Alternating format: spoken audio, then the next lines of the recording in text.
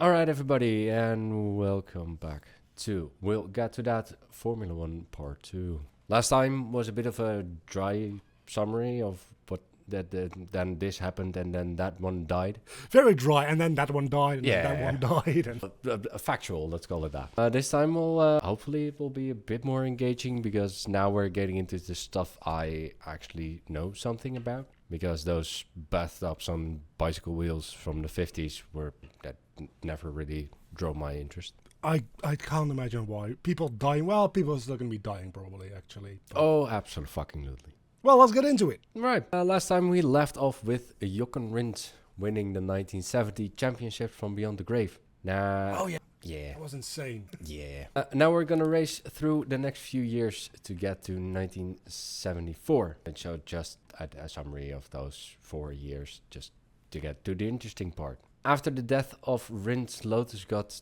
2 new drivers for 1971, both inexperienced, being Emerson Fittipaldi and Reine Wiswell, I guess. Reine? Reine? I guess. I'm sure. No one remembers. Who cares? The other one is going to be important. Okay, good. So, I was going to say, if I remember, I'll try to put the name up on screen. Yeah. But if he's not important, I'm not even going to bother. Driving this car, by the way.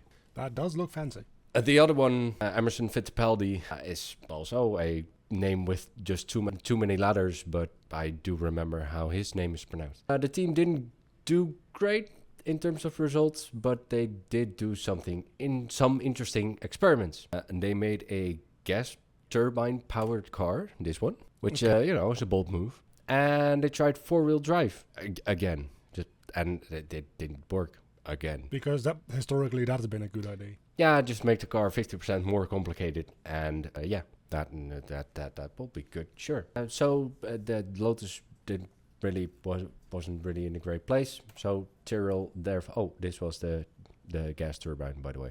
That just looks very unnecessarily bulky. I did have a shit ton of power though. I mean, fair. Enough to offset the fact that it was huge. Not really. If it were good, they would have won like a something. Yeah. But you do get the benefit of both driving the wheels and having thrust. So that's fun. And also thrusting stones at your opponents behind you. That's fun. I mean, that's probably the best part of this entire strategy, to be honest with you. Well, we're going to get to a car who does that even better. Okay. Anyway, therefore, Tyrrell had an easy time winning the championship with the Type 72 chassis. So what Lotus did before, just a bit iterated and better. Still rocking the DFV engine. In 1972, Lotus got their shit back together and won the championship with Emerson Fittipaldi, hence me remembering his name, making him the youngest world champion at 25, a record that wouldn't be broken until 2005, in a pretty iconic black and gold livery. That just... what? Yeah. I don't even know where to begin to talk about this design. This feels... Well, this design does really well show that the engine is a stressed part of the car at this point, which we talked about last time. I suppose so, yeah. It's the front of the car, then an engine and some wheels, and that's about it. There's no structure behind the engine. It just looks goofy. Yeah, it does.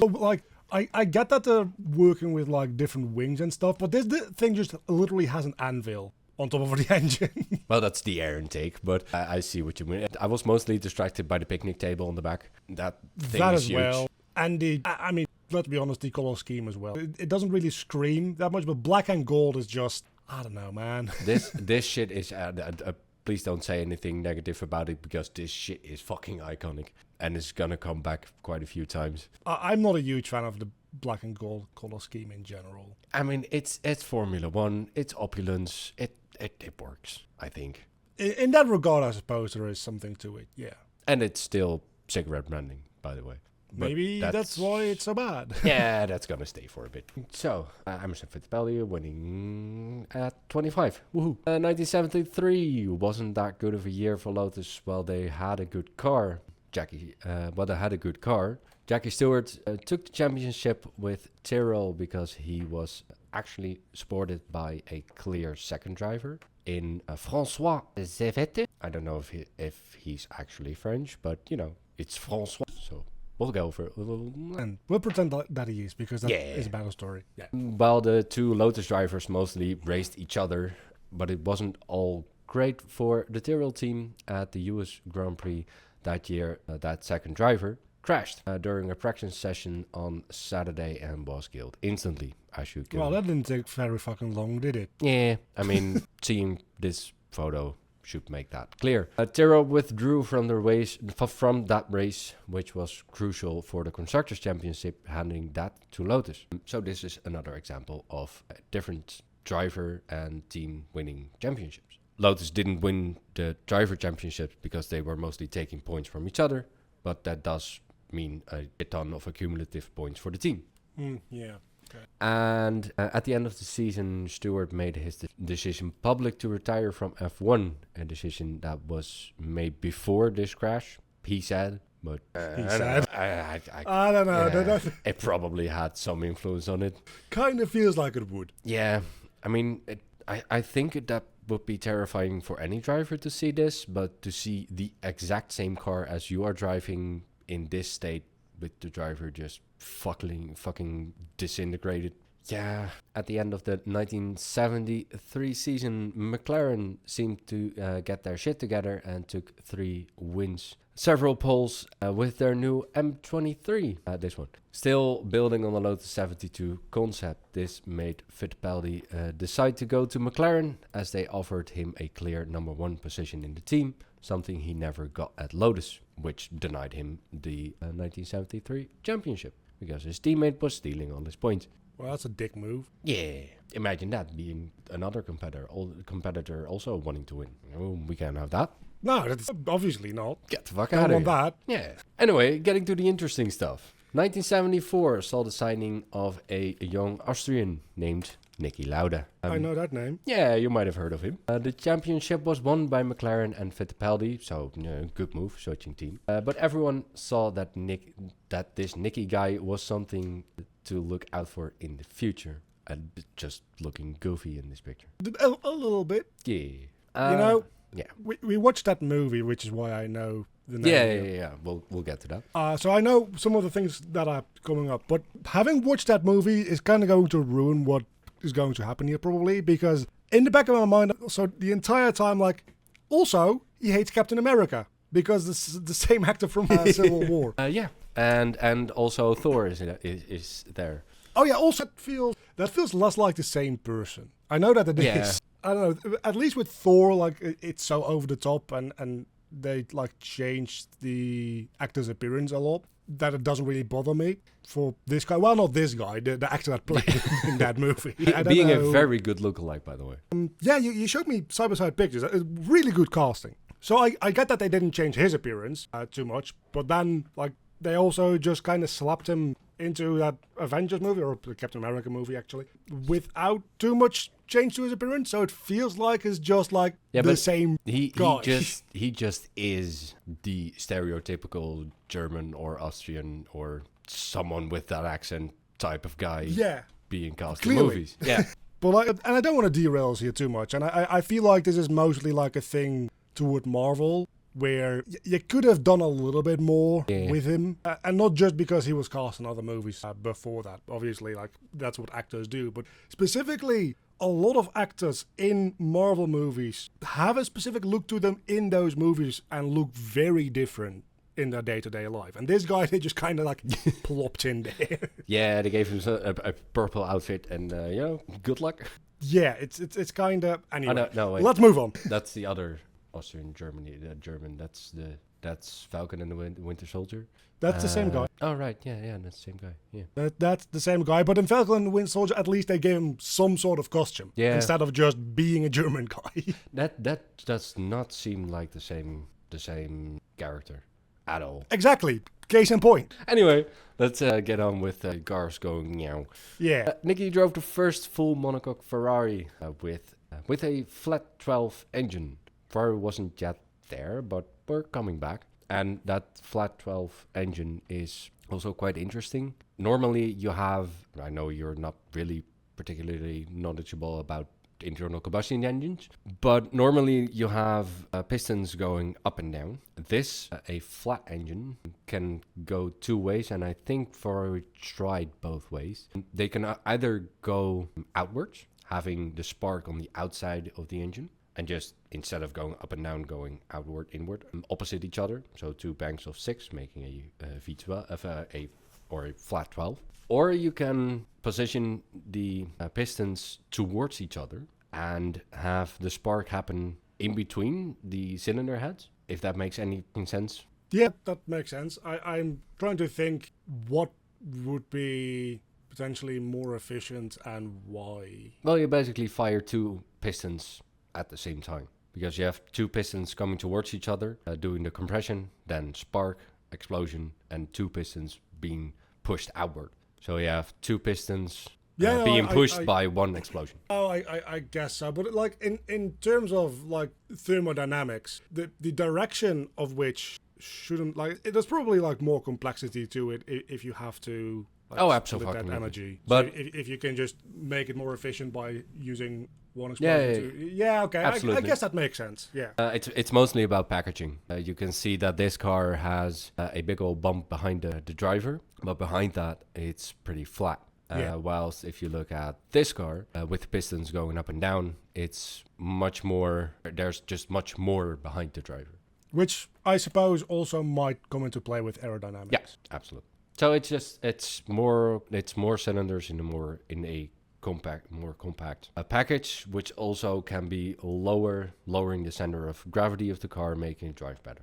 Okay, that makes sense. Yeah. Anyway, Lotus had less success with this one. Their Lotus 76, which was so bad that the only Lotus win that year was with this 4-year-old Lotus 72, which, if you might remember from the last episode, was quite a revolutionary car, and 4 years later was still kicking ass, which is... Until it wasn't. Until it wasn't. The next few years are best depicted in the movie Rush. In my opinion, the best F1 film ever. Next year there's a new one coming out, which probably isn't going to be better, but maybe, hopefully. And probably the best just racing film ever made. It's a good and well-made movie. Absolutely, and it has the helmet cams that they used in this movie are now used in live broadcast of Formula 1, which is pretty awesome.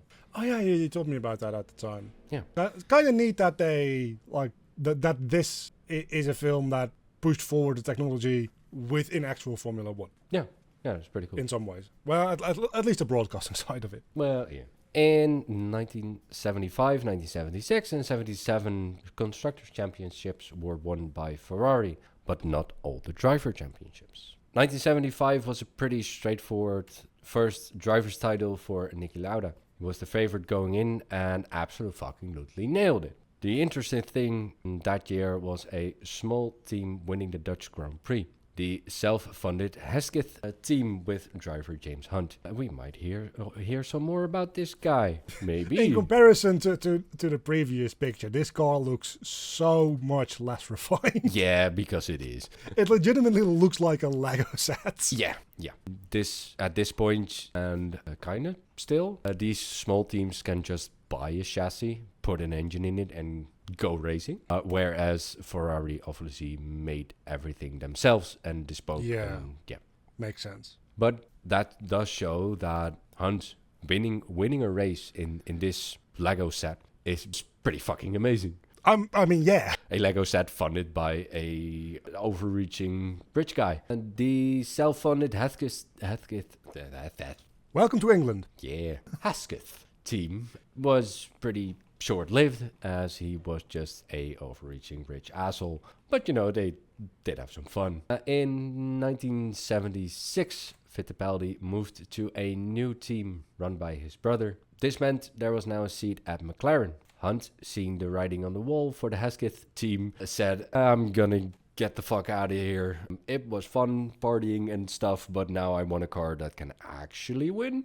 Why did you pick this? Because this just summarizes James Hunt too fucking well. Women, alcohol, cigarettes, and also some racing. And clearly being hungover as all hell. Yeah. Holy shit. So Hunt's moving away from the money-burning team to McLaren, and that will be the beginning of one of the most famous rivalries in F1. The calculating, focused, and hard-working Lauda versus the easygoing, relaxed womanizer Hunt. But they never...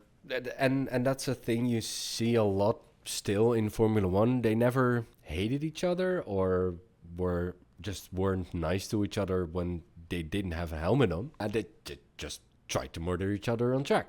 Oh yeah, that's so much better than being rude. Yeah. Being murderous is always preferable. Well, they didn't actually try to murder each other, but there were some hefty fights on track. Accidents happen. Yeah. And if I set up a situation in which an accident might happen, that's not murder. Nah. At worst, that's involuntary manslaughter. But just the fact that F1 drivers on track can seem just to absolutely hate each other, and then off track they're just like, well, not best friends, but nice to each other, which is a thing that seems to happen in Formula 1. They all have respect for each other, but then the helmet goes on and they're just like, you're in the position I want to be in, get the fuck out of my way. Why don't we all just hold hands, stand in a circle, and like sing campfire songs and get hammered? Yeah, but then we just have a parade of cars, which isn't interesting. But it's friendly. Yay, world peace and stuff. Yeah, sure. Yeah. And less people die. Notice how I said less, not none. Anywho, even though Hunt was now in a much better car in the McLaren, Nicky's second title seemed inevitable until that. Until big fire. Yeah, until the famous and infamous crash at the Nürburgring. This is just something most people seem to know, even though anyone never has any interest in Formula 1. Most people seem to know this crash. Nürburgring, slippery situation, and, well, an unlucky place to have a crash. And we'll get to that crash. But first I want to give some context to the fucking insane track that is the Nürburgring. Yes, let's do that. This is a 22 kilometer or 15 dumb units long track through the forest in Germany. There is no runoff. Putting marshals... Just death. It's just a barrier and then trees or a fucking cliff. And, due to the nature of it being 22 kilometers long, putting marshals everywhere for when something happens is just impossible. Well, it's unprofitable. Yeah, improbable? Nah. Anyway, unlikely. With enough money, you could do it. Yeah, sure, but that's also something interesting. Most marshals at racetracks are volunteers. Wow. Yeah, actually, I think all of them. Maybe at... Imagine giving even the slightest bit of money, how much more you could get. Yeah, maybe. Maybe not, I don't know. Yeah. Anyway, that's just people who like racing and just, get free tickets to stand the fucking closest to the racing cars that you can get. And they are very dedicated and super cool people because they just give up their free time so we all can enjoy racing. Which is most of the time, most people. Yeah. Sometimes. Yeah, it is. So the fact that F1 even considered driving here seems pretty insane. I've driven this circuit myself in a souped up hatchback, basically. This is my own picture. And that was kind of terrifying. Imagine doing that in a car that can reach over 200 miles an hour. Yikes. I mean, there's multiple failures going on here to set up for a bad accident. The fact that this was even allowed to happen is insane. Yeah. Also, these barriers, this is a modern picture I took, I think 8 years ago that I was there. These are the same barriers that they raced back then. And then forest. I mean, at the speeds that these guys are going, you might as well just set up a paper wall. Yeah. This doesn't do anything more other than damage the car. Speaking of damage, if you ever think of going there, yeah, it's a shit ton of fun. It's just 22 kilometers of unrestricted road. You pay 30 euros and just go. Make sure you have enough money besides those 30 euros to pay if you crash, because crashing here costs a shit ton of money, because every every single insurer ever has an exception, because officially these are just open road. They're toll roads. But every single insurer ever has an exception that you're not insured over here. So be prepared to, pay for your own car if you crash, and another car if you crash into someone else. Also, those barriers, even though they don't do that much, aren't cheap. Every single meter of barrier you break will cost you 2,500 euros more. Jesus Christ. And that was like 75% of my fear when I was driving this track in someone else's car. Yeah, I did. Yeah. No shit. One It was mistake. fun, but And you're suddenly like double bankrupt. yeah. Holy hell. Anywho, Formula 1. So yeah, long story short is you shouldn't drive here and they shouldn't have either. Yeah. So back to the crash. This might There's be also a picture of you. this might be the most famous crash in F1. Lauda lost control of the car, crashed the car, and it burst into flames. In the raging flames, Lauda fought to get out of the car with the help of another driver and marshals, risking their life to get him out. So there was the driver of whom you can see the car next to it, who actually, after he crashed into the barriers, burst into flames. He also crashed into the burning car. And there were a few other drivers who got out of their car. You can see 3 of them over here, all the guys with the helmets on, who saw the severity of this crash and were like, I don't give a fuck about this race anymore. I need to fucking help this guy. Well, at least they have that level of sportsmanship. That is, Yeah. at least, like I would say that's the bare minimum, but I kind of feel like there's a lot of other sports out there where this wouldn't be the reaction and people would just fucking keep going. Yeah, but that's a good example of the mutual respect they have among each other. You can actually see a car in the left bottom corner that Yeah. was just parked to the side. Like, I don't give a fuck about this race anymore. They all know the risk they're taking driving this, and when someone else gets on the bad side of that risk, they know what needs to be done. Which is nice, because that meant that Lauda was able to get out of the car, even though he was very, very, very, very badly burned. And was in the hospital for 6 weeks with severe burns and a lot of lung damage. Because, breathing in smoke and hot air is not fun. Yeah, at that point you're just melting your lungs from the inside. Yeah. With his head still wrapped in bandages, he got back in the car with unbearable pain. Again, if you want to have a visualization of that, just watch Rush. Just watch Rush in general. It's a fucking great film. I'm hitting the microphone, I'm sorry. Alright. Yeah, no, definitely. Like, beyond everything else, that's the only thing that I can give a recommendation for, because that's the only thing that I know any shit about. I'd definitely, like, go watch that.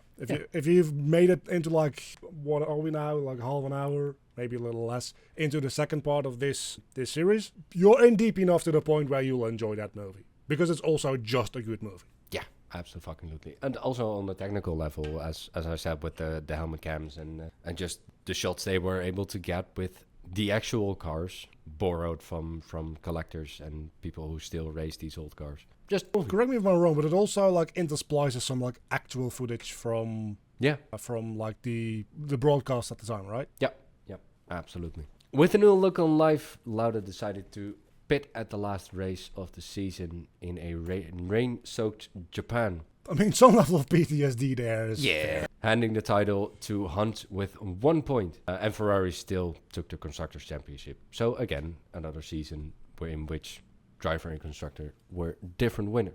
We win because our cars are bombs. Yeah, well, they're all bumps on wheels. Well, true. It's just Lauda just hit the wrong part and then it went boom. Yeah. Which doesn't happen with modern cars What that am I much asking? anymore. Has there been like any significant Yes. improvement in the safety regarding absolutely. literally having your engine explode? Absolutely, and we're gonna get into that because Lauda was one of the loudest voices in that, having put in Almost new died. rules. Having put in new rules to make the car safer, to make the track safer, to make the helmets better and the overalls and all that, making that mandatory. I mean, helmets weren't even mandatory until 1970, I think, maybe 60. That's insane. Yeah. So he just gave up on this race, being like, I don't want to die again after almost doing that. It's not something that you hear someone say every day. I don't want to die again. Again. So But- he is a Marvel character. Yeah. There is going to be a few more crashes, and there's one shockingly recently that looks a lot like this one, but we'll get to that next time. Okay. Lauda didn't give a... that's 1 point too far. So, Lauda gave up on the Japanese Grand Prix, handing the Drivers' Championship to his biggest rival. And this is where the mob boss of F1 makes his ugly makes his ugly return. I was so happy to not have seen him. Yeah, as you can imagine, as you might imagine, Enzo was not amused at Lauda's withdrawal in Japan. Well, I imagine that Lauda wasn't amused about almost dying in one of these shit-hat cars. Yeah, but Enzo don't care. Enzo was reportedly more pissed off that his car was broken. Oh yeah, no, I assumed that. Allegedly, by the way. I mean, he's dead, who cares? But He's allegedly. reincarnated. We figured this out last time. He reincarnated into Elon Musk. Oh, right, yeah. Don't look up the dates of like the birth and death there. That Yeah, doesn't who matter. cares? Details, who cares? So Enzo demoted Lauda to second driver for the next year, which at modern times, first driver, second driver, there are always rumors about who is the first and the second driver within the team, but it doesn't really matter. But at that time, there was just less money spent on your side of the garage. You were the second one to get new upgrades to the car, less personnel, less well-qualified personnel, so that there were quite a few consequences to that. But Niki Lauda, being Niki Lauda, didn't give a flying fuck. Literally adding insult to injury. Yeah, absolutely. He just didn't give a fuck. He just worked harder. He had... I mean, respect for that. But absolutely. still. And that was also what the team thought, because the team just had too much respect for him and just went against the orders from Enzo, which was fucking unheard of within Ferrari, because that's a fucking dictatorship. You can't kill us all. Can't fire us all, I'm sorry. Well, you watch. And obviously they couldn't go against the monetary constraints that were set on the second car, but they tried their best to give him a good car anyway. And Niki just won the championship anyway, because he's that fucking good. He wasn't really exceptional that year, just fucking consistent. And the rest of the field was actually pretty competitive that year, which meant that the rest of the points were shared among too many other drivers for one to take the title from him. He was just consistently getting onto the podium, or at least getting points to at the end have the most. Yay. I mean, that works. Yeah. It's not flashy, but It's not spectacular, but it works. it'll pay the bills. Yeah. And then there were some interesting technical innovations within this whole Niki Lauda saga. Oh, also here's his second championship. Yay. Lotus, McLaren and Brabham tested some skirts and air dams on their car, which are underneath the number 6 and the British flag and the John Player special bit. Okay, yeah. You see a bit hanging underneath the car. The like little like gutter looking. Which is doing something, but we'll get to that. I assume that it would be. Yeah. And also, this is fun. Someone tried a sick-wheeled car. What? Why? Well, more grip. More tire, more grip. I guess. And, Isn't that the point of the whole like mission for downforce though? oh, absolutely. And that's why it looks like a, weird thing.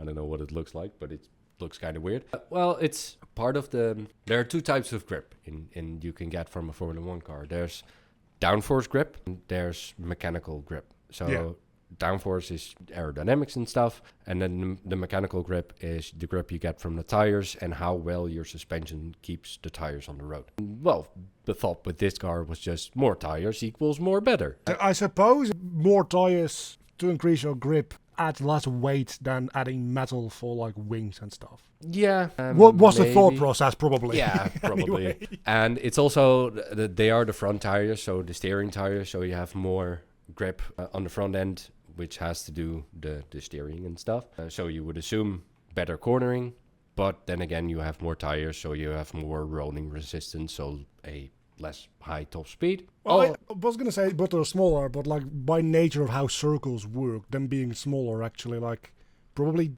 doesn't lose that much surface area that is in contact with the ground at any given time. Yeah, it's a pretty small surface area anyway. Yeah. So yeah. So that's actually like The more I think about it, the more clever this seems. Clearly it wasn't, because otherwise this would be the standard by now. Yeah. I can see the thought process. It was a neat idea, and it raced at the Swedish Grand Prix, but it wasn't really significantly faster than the four-wheeled competition. And adding 50% more wheels also adds 50% more complexity, and therefore 50% more problems. Yeah. This was a pretty complex thing, as you can see, but neat. I mean, it's fun. Yeah, but it didn't work. Well, clearly. Yeah. And that brings us on to the next era we're going to get into, the ground effect era. That sounds...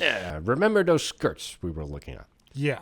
Oh, well, here you have a better look at them. Okay. Wouldn't you like to know why we would do this? Well, if I say no, you're going to explain it anyway, so let's do it. Absolutely. This, again, was a Lotus innovation that would set the tone for the next era in F1. At this time, it was ground effect. Well, these skirts weren't for show, as cool as they look. These were for ground effect. This is an aerodynamic effect in which you create air tunnels underneath the car, and then underneath the car you It's put it literally just the opposite of a plane wing. It's a plane wing upside down, creating okay. upside down lift being downforce. Okay, that's fair. Yeah. Fair, yeah. And the skirts are there because the better you keep the air contained under the car, the better this effect works. Yeah. I was thinking, why are they trying to keep like outside air away, but they're trying to keep the inside air? Yes, because this creates a low pressure zone underneath the car, as you can see by this diagram thingy. And low pressure air means suction, means car being stuck to the road. Yeah. And the benefit of this is that it's downforce with minimal drag. Putting a big old wing on your car gets downforce, but also slows the car down when you're going down the straight. This, on the other hand, is a much less drag affected, but freaking effective in downforce. And that's why this whole concept thing would dominate for the next 5 years in F1. Makes sense. Yeah.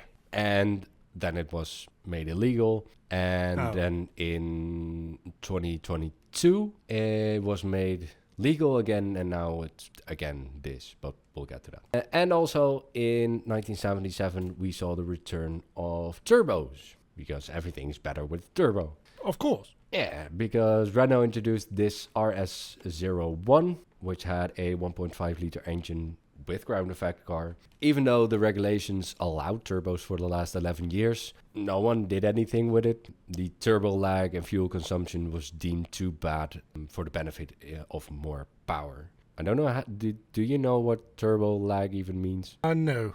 Yeah. Basically, so do you know how a turbo works? Let's start with that. I could give you an educated guess, but I have no actual one. Well, that educated guess is interesting, I guess. I assume that it somehow just manages to dump a bunch of fuel through your engine at once. I don't know how that would work. Well, but sort I of. assume that's the basic idea. Sort of, but no. What it does, a turbo is basically two fans stuck to each other. One fan is being driven by exhaust gases, which spins up, and these two fans are connected with a axle. So one fan is being pushed by exhaust gases, which spins up the other fan, which sucks in fresh air and forces that into the engine at high pressure, which means more air, means more fuel, means more boom, more power. Okay, yeah. Which is neat, but that doesn't, because the turbo is being driven by exhaust gases, it only starts working when the engine is at high RPM. At that point, there's a lot of exhaust gases, meaning a lot of turbo spin, and that's where turbo lag comes in. But at that point, it would be, after you get to that point, it is self-perpetuating. Yeah, but that means that especially these older turbo engines basically had a RPM range from like 1,000 RPM to 5,000 RPM, in which they were slow as all hell. And then there was a almost a switch at which point the turbo kicked in, and you were like, holy fucking hell, what the fuck's going on? Where suddenly the engine makes a shit ton of power. But that only works when you don't have to like slow down every 2 seconds to take a turn. Well, that mostly means that you need to be in the right gear to keep your engine above that RPM threshold. Okay, yeah. But that whole concept wasn't really worked out until Renault ran with this car, which wasn't really doing great, but they were the first to try this and show that it was, doable, and we'll get to what the results of that were. But Renault wasn't done with doing new stuff, because they also broke the monopoly of Goodyear as a tire supplier for F1 and brought in Michelin tires. Okay. Up till that point, basically everyone was just running Goodyear, and that was just the thing you did. Until Renault was like, but I want another French company, so we go to Michelin. And we're also going to go out to eat some real good food. Yeah. Because for some reason Michelin decided that they are the arbiters of... Why that is, I don't know, but sure. I don't know why they thought it was a good idea, but I do know the marketing campaign behind it. Which is? The idea was, if we tell people to go places, they will drive places and they will need more tires. Which makes sense, but why they thought this was the way to do it, I have no idea. Yeah, I would just maybe be the arbiter of good theme parks or something. Yeah, do something like that's a little bit more like generally touristy instead of specifically... Rate the best like beaches, food. I don't know. Yeah. Anything but just high-end restaurants. I don't know why they thought it was a good idea, but that is at least allegedly how that ended up being a thing to this day, which is the most mind-blowing thing. Well, at this point, it's also just name recognition. Having a Michelin star is a big deal. So just the name being out there. In the same way that it's still stupid that Guinness is apparently the company keeping track of wins. Yeah. Like, why is that a thing? Anywho, getting past dumb marketing. Well, actually pretty good marketing. Back into other marketing. Yeah, back into driving billboards. Michelin had made a radial tire for F1, which is just a different type of construction of tire, which we don't need to get into, but better. And Goodyear still ran ply tires, which is not better. Okay, so the standard shifted within a couple of years, surely. Yeah, Goodyear soon followed, which meant they were too busy making radial tires for all the other teams that they weren't developing small tires for specialty cars like this one. And that meant the end of this car. Also, a fun fact about this car. Do you see the small window in the cockpit there? Oh, yeah? Yeah, that was just meant so you can see where the frontmost steering tire was, which was a complaint from the drivers. They couldn't see where they were placing the car, so they just made a tiny window. Yay. Okay. I mean, I guess that makes sense. Yeah, just fun. You know what would make more sense? 4 tires. Making a car with 4 tires. Yeah. Despite the new Lotus and Renault cars, Niki still won the title in 1977 in the Ferrari, which we discussed because second driver and all that shebang. But Lotus did win 5 races with their new ground effect design, because Ferrari at this point was still driving a traditional downforce car, and Lotus at this point with this car had a big old ground effect wing on the underside. In 78, however, Lotus came out with which is confusing as fuck. 1978, Lotus came out with the Lotus 79. God damn it. Why? I don't know. Did they literally just finish the design a year earlier than they thought? Maybe. This was an even better workout of the ground effect concept. Most of the other teams began to experiment with ground effect, but Lotus had such a big old head start that they won both championships with Mario Andretti, who became the first driver to win both the IndyCar Championship and the F1 title. The IndyCar is the American counterpart of F1. Okay, that's busy. Pretty cool. Busy man. Yeah. And the big difference between IndyCar and F1 is that, well, IndyCar is American, so they also have to drive on ovals. Because America. I mean, at least you don't get into a thing where there's nobody else to like around when you are literally on fire. Yeah, in an oval. So on the other hand, I don't want to give a point to the Americans here, but I don't know in which one, IndyCar or F1, there were more death, but IndyCar also has its fair share of big old crashes. Because, yeah, those ovals are, you have literally like 500,000 spectators around Indianapolis, the biggest venue. but the outside of the track is just concrete wall and big old fence. So for the whole race, you're basically full throttle, and then you make a slight miscalculation in your steering and you're in a concrete wall. I imagine, but maybe not, but I imagine that the circuit itself is probably a fair bit shorter than your average Formula 1. And I don't know if there's like more or less people driving, but I feel like you might also get into a situation where you're just closer together a lot. Oh, absolutely. Which is more dangerous. After this podcast, both for you and the listeners, just watch a compilation of, just pick a random year and watch the highlights of the Indy 500. That's a 500-mile race around an oval, the biggest venue of this whole championship. There's some massive crashes, including crashes from people who are a lap behind. Because, well, there are, I think, 35 or 40 cars on a 1 mile track. Yeah. So you're going to get people who are a lap behind and then aren't watching faster people coming by, and then big old boom. Man. Fun. It is, even though... Pixar should make a movie about that. Oh, there is. Oh, yeah, Pixel in particular. Yeah. There are lots of movies about IndyCar because America and... yeah. It is... Actually, surprisingly, the last few years I've watched the Indy 500, which is the big event everyone is waiting for in the series. And even though they're just driving around in circles, actually pretty fun. They're not circles. Nah, they're ovals. Who cares? I care. Mathematics cares. They're making another left turn. Oh, look, they're making another left turn. Well, that's the difference. In a circle, they would never stop making a left turn. True. Until they run into a wall. There is actually I learned about this yesterday, I think, or the day before. Anyway, there was a dirt track in the 50s and 60s that was actually just a circle, and drivers were fucking terrified of it.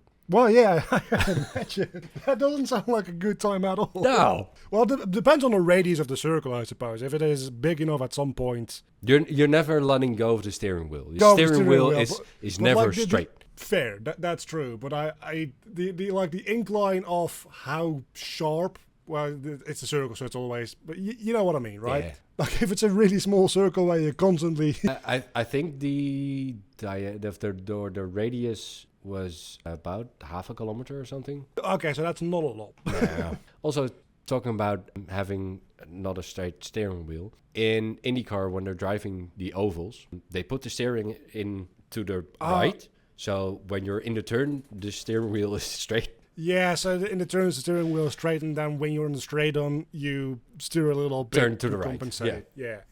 Oh, oh man, that would fuck with your mind. Yeah. But imagine driving home after that. I don't think they drive themselves home after that. I would hope. No, but it would be funny. Yeah. And deadly. But it does minimize the strain on your arms, which is good. Because those cars do not have... Dang it, what's it called? Steering assist? Power steering, that's the word. Yeah. And I imagine you spend the majority of your time like in those ovals in a turn. Well, that's where you put the most force on the wheel. So that's where you want the most comfortable position. Okay, yeah, that makes sense. But anyway, let's get back to not oval racing. Yeah, let's get back to just kind of racing through whatever the fuck we find. Racing in a circle with extra steps. That's every race, ever. No, not really. You also have races that just go from point A to point B. True. Fair. Good point. Anywho. Let's go watch Tokyo Drift. Brabham, not to be outdone by Lotus, made an even suckier car. I mean, you can accelerate the air underneath the car all you want, or you can do what Jim Hall had done earlier in the 70s in Can-Am, another different racing series, and just stick a big old fan on the back of your car. What the actual hell is this? Well, this is a Can-Am car. This is not a Formula 1 car. Can-Am, the Canadian-American racing series. Don't care what it is. This is... I called the other thing a Lego set, but holy hell. This is literally just a square. Yeah, this is just a box on wheels. This is literally... Like, there were restrictions on how... There's a box in which you... a box of dimensions in which you can build a car. And they just filled it the fuck up. Yes. Because this gives you the biggest surface area underneath the car, which means you can suck the most air away from under the car. Again, with the skirts, you can kind of see through on this car, which means the most downforce when you stick two big old fans sucking air from underneath the car. I guess, but you also like... Did they forget that the car also needs to move forward? It has, I mean, having a bigger car also means having a bigger engine most of the time. This car was surprisingly fast because not only does it have the fans sucking air from underneath the car, giving you big old downforce going insanely fast through corners, it also doesn't have wings. So there is basically no drag. I would beg to differ about that. Apart from the front of the car. But there are no wings or aerodynamic features dragging the car. That's fair. And the front is kind of rounded, sort of. It doesn't matter. This thing was so freaking fast through the corners that the straight line speed just didn't matter. But in Formula 1, they saw this concept and were like, that looks cool. So I like to differ. So Brabham designed the BT46B, this one, exploiting a loophole in the regulations. This is the more sane variation of this. This is still, looks like a Formula 1 car, there's just a big old fan on the back. Yeah. But they exploited a loophole in the regulations because, well, this was the concept of just sucking air from underneath the car was a big illegal. But this was technically an engine cooling device. Sure. I was going to say this is probably like technically a turbo because we just talked about that. But no, not even that. No. This is worse.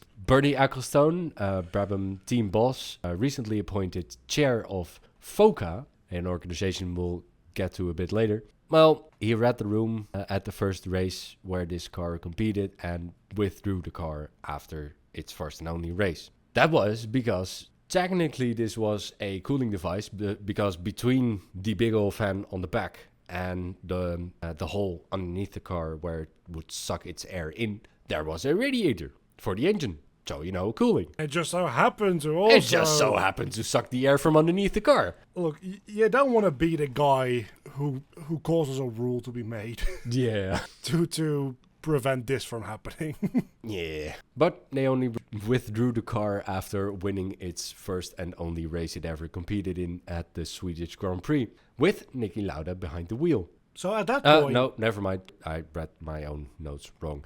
With Niki Lauda finishing behind in second place in the Ferrari. Sorry. I mean, that is only a testament, I guess, to how well performant this car was. But at that point, that is a lot of R&D money probably wasted on one race. Oh, absolutely. But that is a thing that happens quite a lot. Well, not necessarily for one race, but for one season. I mean, for an entire season, I can kind of see, but one race. Going into this, you must understand that this is a thing that you can do once and then that's it, right? Well, it either that or at 2-3 races further, everyone is doing this.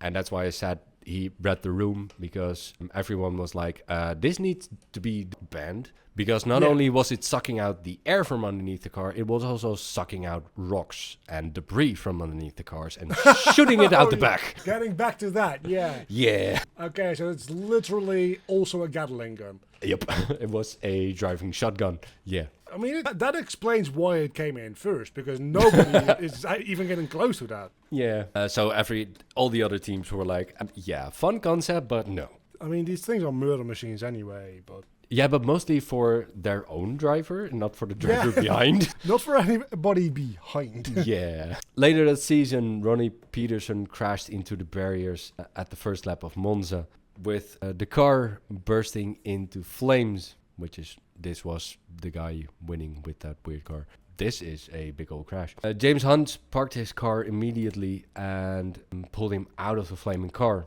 At first, Ronnie seemed okay. However, he would die the next day from embolism. Anyway, dead. He dead. Yeah. This time, being on fire actually killed a person. Yeah. As you would imagine it does. This was, as you can see, a big old crash with a lot of cars involved. But the one that Ronnie was in, if I'm not mistaken, is the one, not the most top left corner, but the one behind that. It does seem like the one that is the most fucked up. Yeah. He done. It's been a while since somebody died. Yep. We were due. Yeah. Allegedly, this crash shook Hunt so much that he would retire the next year by intentionally breaking his car at the Monaco Grand Prix. Okay, that sounds like good gossip. Tell me more about that.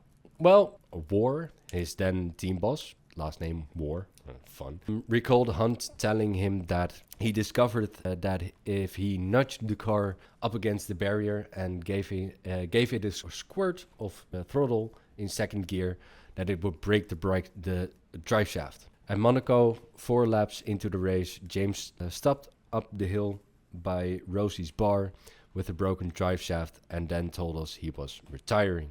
So after seeing two people going up in flames, he was like, I'm done. Yeah. I mean, that's 1000% fair. Yeah. But it's also like explaining the way he retired like that. I guess there is something to say about, okay, hold on. Even if that was an accident, the fact that he, like, his drive shaft broke and he didn't fucking burst into flames would have been quite the wake-up call as well, though, right?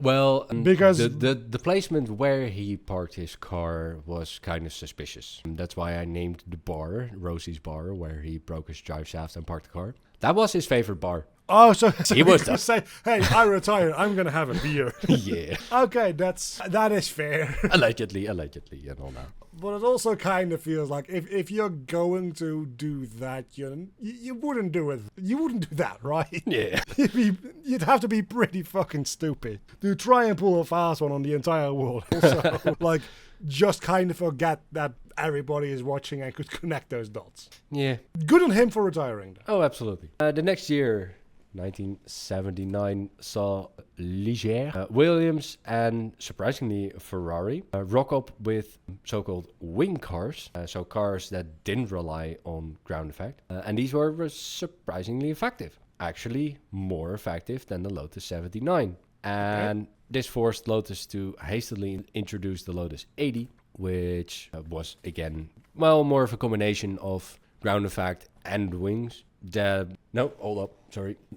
Lotus 80 relied fully on ground effect, but Lotus overestimated the benefit of minimal drag and overestimated the effectiveness of ground effect of the 80, so the car was never competitive. Well, got fucked. Yeah, fun idea, but we're moving on. This gave Jody Scheckter the opportunity to win the championship with this very fucking ugly Ferrari. Yeah, they looked at that Canadian car a little bit too long, I feel. Yeah. This is literally also just a box. Yep. With a combination of wings and ground effect, you can still see the skirts. But they were like, ground effect is fun, but wings are still better. Well, maybe not better, but the combination is even better. I mean, that makes sense. Yeah. Which does...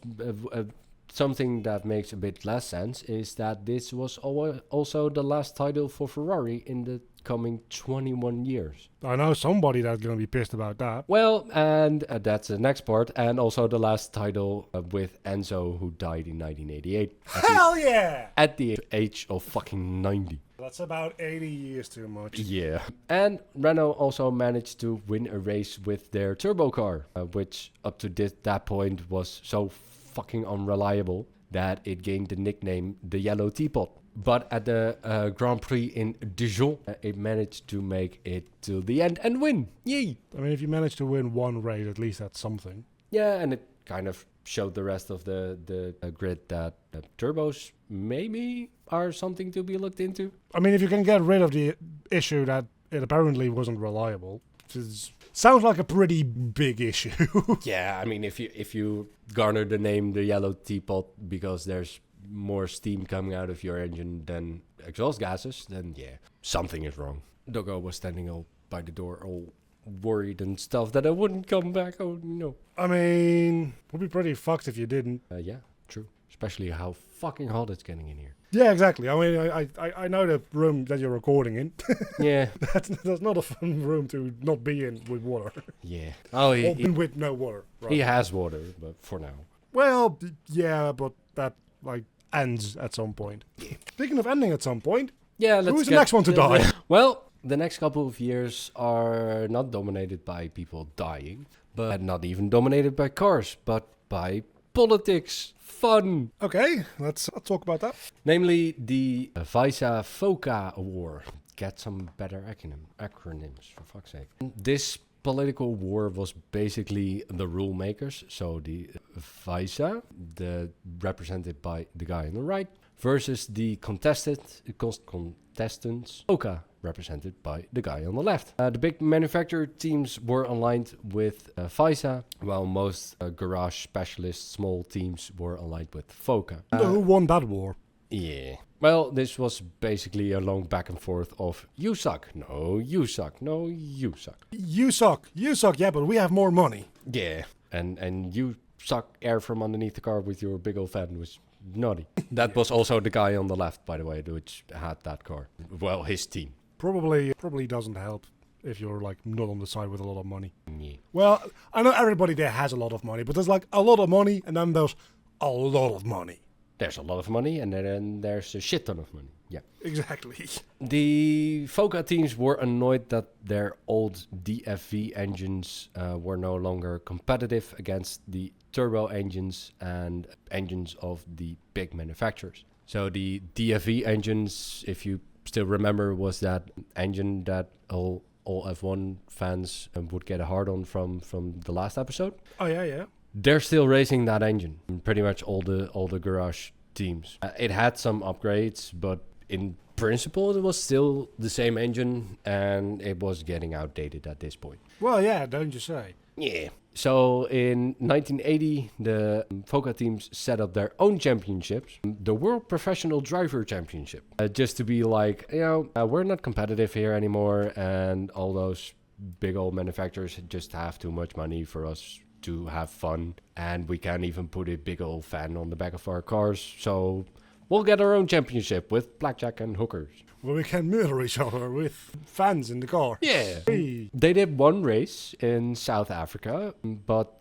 the lack of manufacturer teams also meant a lack of interest from fans and media. So they reached a settlement. The FOCA teams would begrudgingly return to F1. During that time, also some fighting, pointing fingers, you suck, no, you suck, all of that. During that time, there were some fun loopholes found in the rules. Mostly the FOCA teams were taking the piss with the rules, finding the edges with the fan and all that nonsense. At the 1982 Brazilian Grand Prix, they showed up with water-cooled brakes. Okay. Do you want to hazard a guess why they would put a big old tank of water with hoses running to the brakes in their car? Because they hired a guy named Linus Sebastian. That would be this would be something he would do, yeah. I mean, the guy tried to water cool a camera. Come on.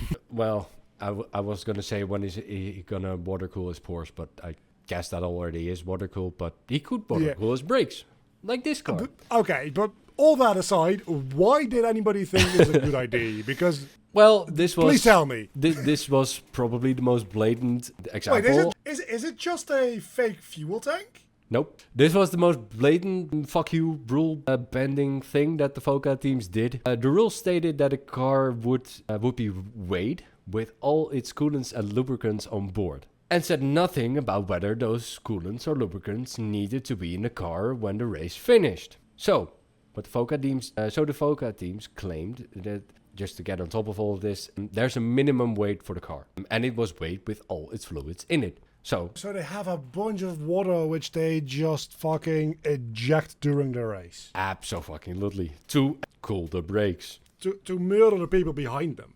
Well, if you pour water over the brakes, it gets so goddamn fucking hot that it's just steam in an instant. They would use it over the first few laps to actually cool the brakes, which is somewhat effective. And then you would lose about 50 kilos from your car. Neat. Well, that makes sense, because the first thought I had is, why the hell would you put so much weight? Because water is heavy. Yep, that was exactly the point. But it's going in the opposite direction. They were just adding on. Fair. Yeah, and then after the race, the car needed to be weighed again with all its coolants and lubricants.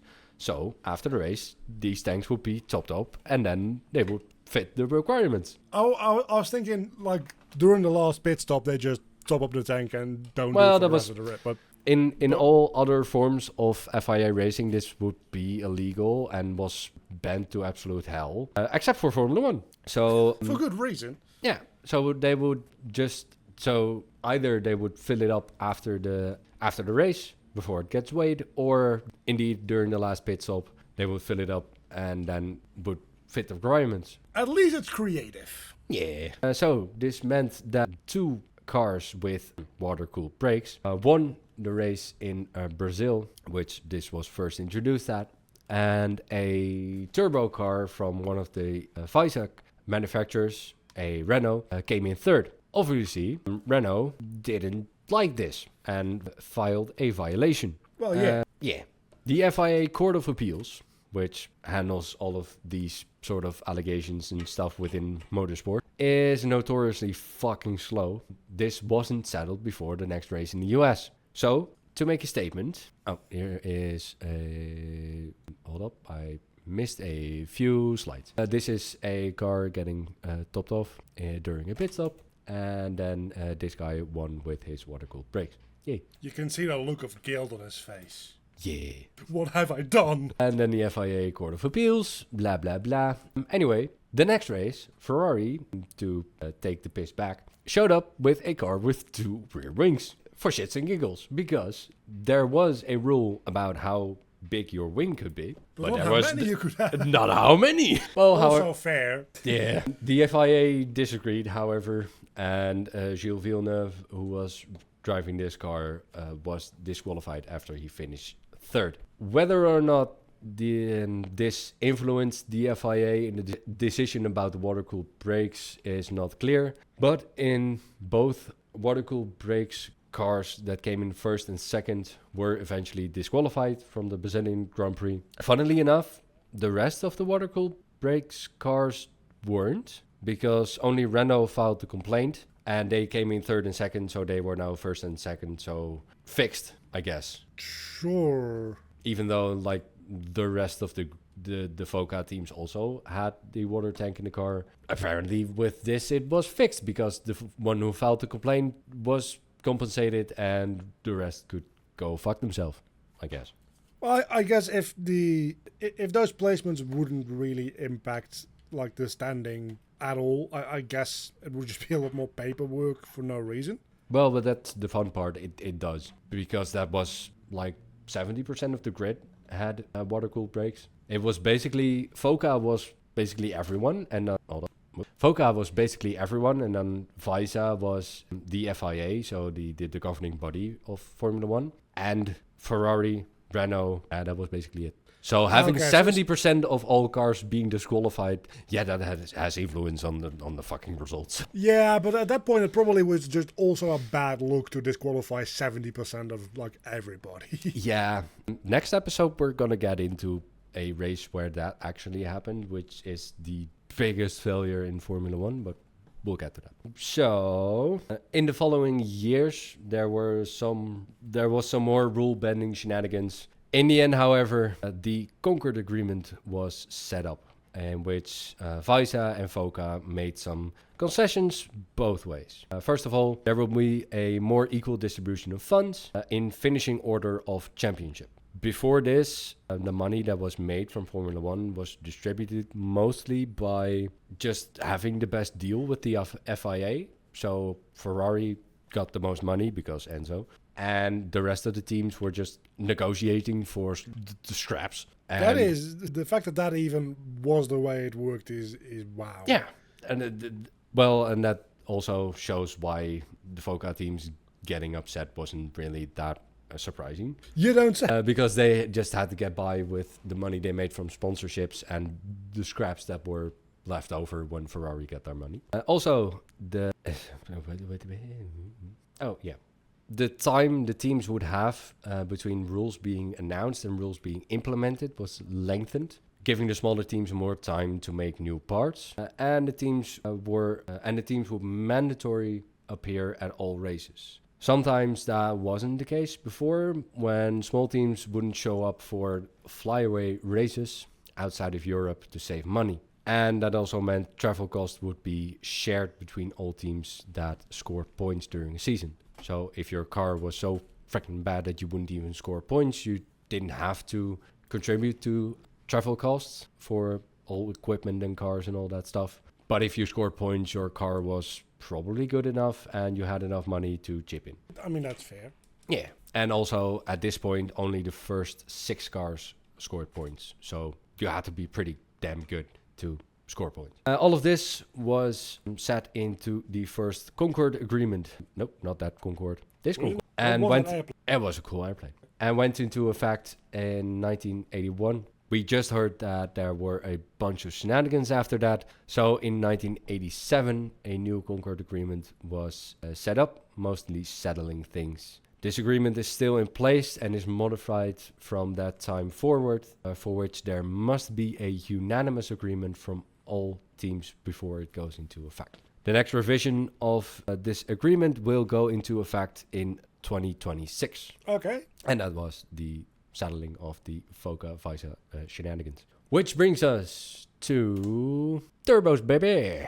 During all the FISA-FOCA bullshit, there was also some racing, surprisingly. Surprisingly, I mean, it's a novel concept. But Yeah. As said before, in this era, if your car doesn't have a turbo engine, well, you basically didn't compete. After Renault showing that it was viable and could be reliable, the rest of the teams with money followed suit, while the rest was stuck with their old DFV engines. After nearly 50 years, turbo cars were finally competitive and even got more power than the crazy supercharged Mercedes engines of the 50s. By 1986, some engines were so refined that at peak turbo pressure they would produce 1,350 fucking horsepower. That's a lot of horses. Yeah. Funny thing about that, actually. Yeah. Did you know that 1 horsepower is not actually equal to the power of 1 horse? I know. Horsepower is fucking dumb. I don't know. I might have learned that fact from you, actually. Yeah. If you want to know more about how horsepower is measured,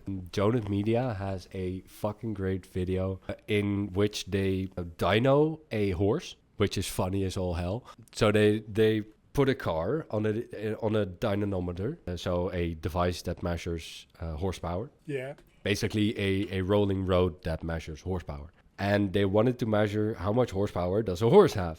So they took out the engine, replaced it with a big old winch connected to the old gearbox from the engine, and then the rope from the winch to a horse. Then the horse would go running, pulling the winch, going through the gearbox of the car, into the wheels, measuring the horsepower. I mean, there's probably a bit of energy loss in extra friction there, but still. Yeah, but that's also the case with an engine. That's why. You have more points in this chain, right?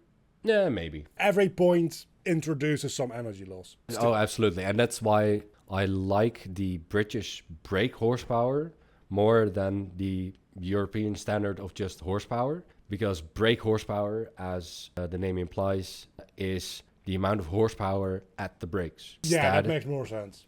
Instead of hooking the machine up directly to the engine and measuring there. Less variables to worry about there. But then manufacturers like to give out the just horsepower number, because obviously that's bigger, because you don't have to deal with the friction from the gearbox and all your chassis components and suspension things. Brake horsepower is just a more honest measurement. But honesty doesn't sell cars, Exactly. Horses. Actually, but to come back to that donut video, go watch it. It's fucking great.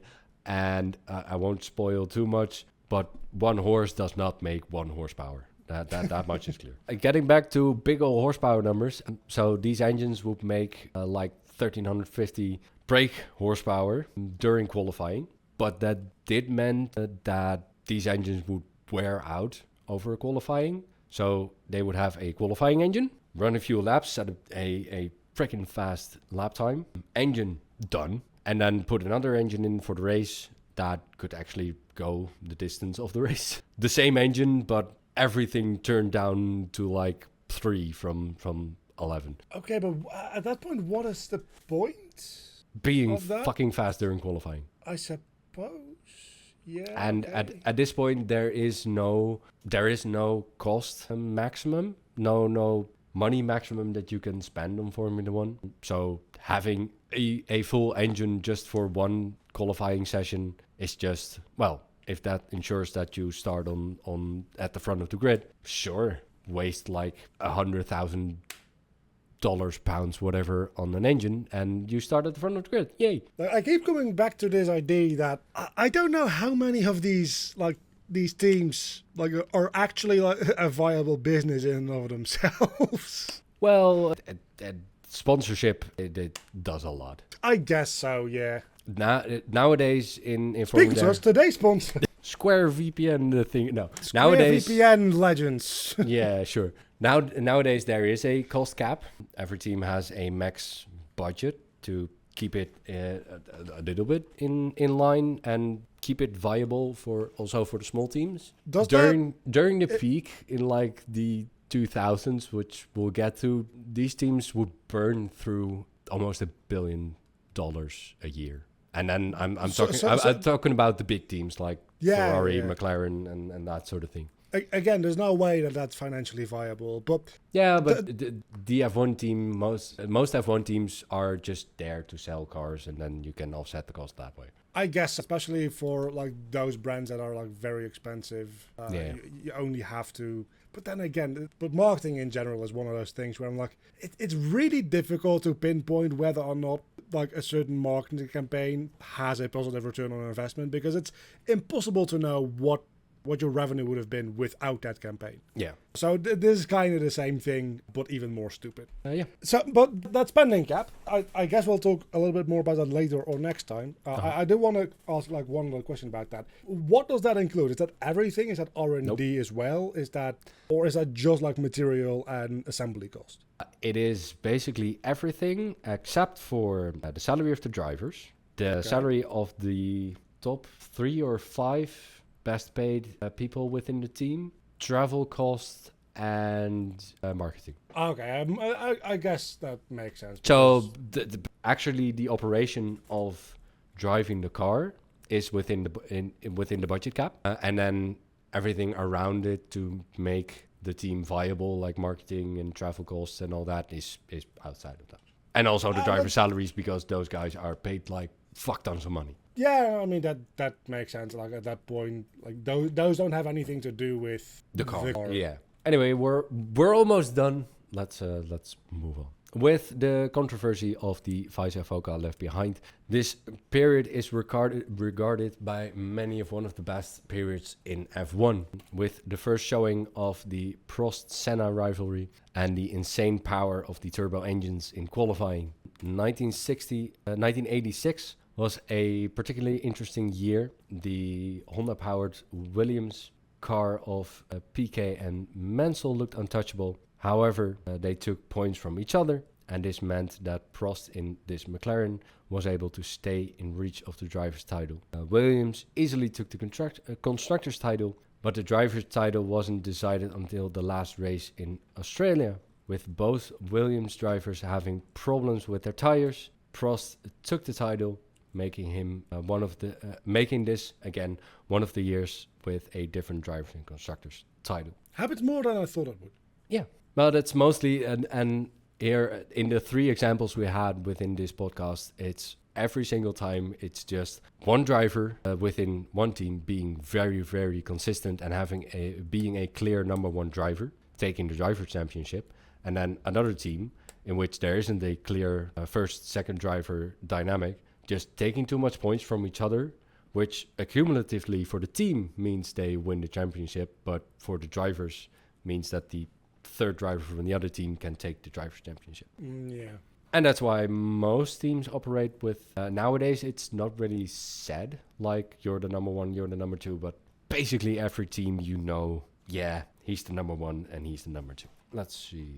Also, he's flying in this picture, man. Yeah. I need to go, my people. In 86 was the first year with a full turbo grid. That is not a turbo engine.